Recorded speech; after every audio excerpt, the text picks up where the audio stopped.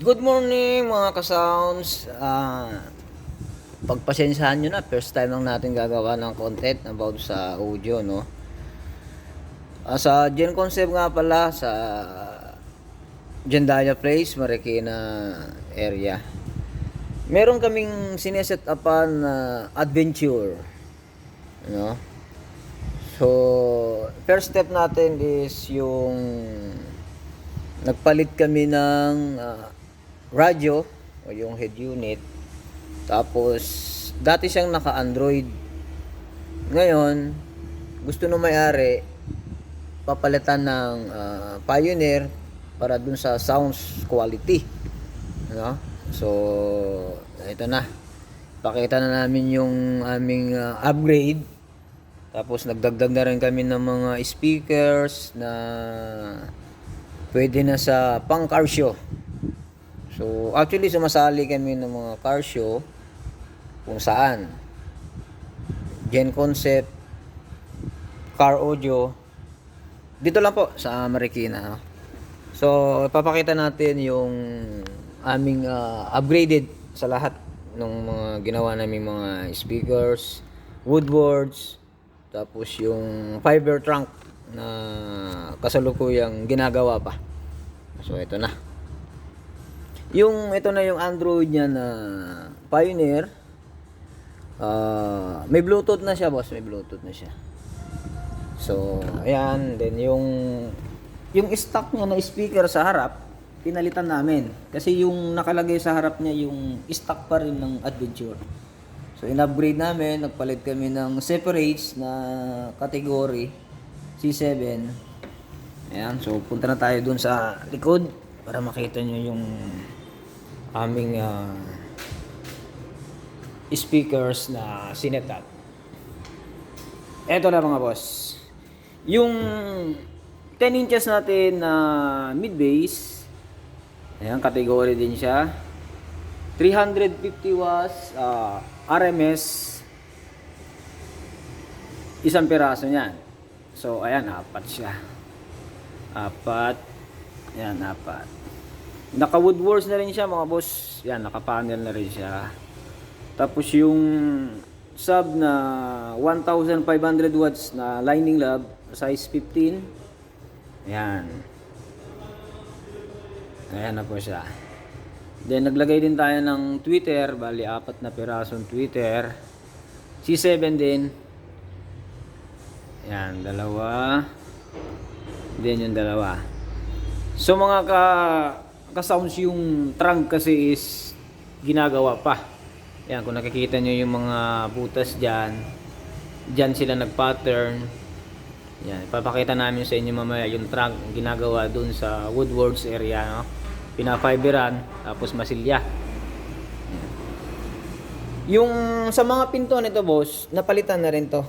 Yan, C70 yung speaker niyan. Then meron tayong mga amplifier. Bali ang amplifier natin nito is 5 piraso eh. Yan. Nandito yung isa nasa ilalim ng upuan. Yan. Tapos yung isa nandun din. Yan, dalawa. Yan. Yung amplifier na isa nito is yan yung nag-drive sa apat na tweeter. Yan, apat na tweeter. And then yung C7 na CSA 2000 category. Ito yung nag-drive sa sub 2000 watts. Yan, kung makikita niyo. Yan, 2000 watts, CSA 2000 watts. Category yan mga kasaus, no. Yan. Then yung isang lining na Z4 200, yan yung nag-drive sa trunk. Yan, kung makikita niyo. And then yung isa naman, yan yung nag-drive sa ating 10 inches na mid-bass. Yan. Kung makikita nyo, yung may mga nakita kayo na ilaw, yan, may mga logo tayong mga nilalagay dyan. Depende sa inyo kung ano yung gusto nyong ipagawang logo. Yan, nakaabang na po lahat yan. So, pati rin yung ating pintuan. Makikita nyo.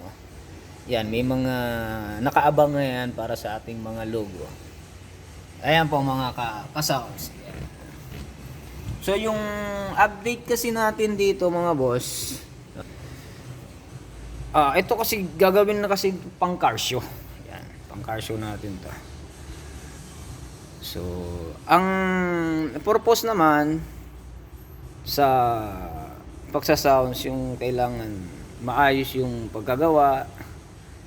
Tapos kailangan ding ingatan yung auto, syempre number 1 yan. So, yun lang muna. Yung percentage ng pagka-finish nito is nasa 80% na. Ang kulang na lang natin dito ay is yung trunk kasi yun ang medyo matagal gawa nung fiber, tapos masilya, then pintura. So, sana suportahan nyo yung aming shop.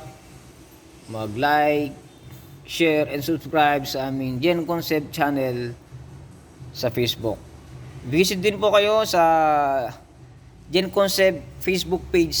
Nandun po yung mga gawa namin na natapos na. So, for the first time kasi ngayon lang kami magba-vlog about sa mga audio. So, sana continuous na to pag meron tayong install. Pati rin yung mga gusto magpalagay ng sound sa mga tricycle. Pwede rin po. Like yung mga NMAX. Kung makikita nyo po yung merong video dun ng NMAX setup na nakalagay dun sa YouTube. Panoorin nyo po.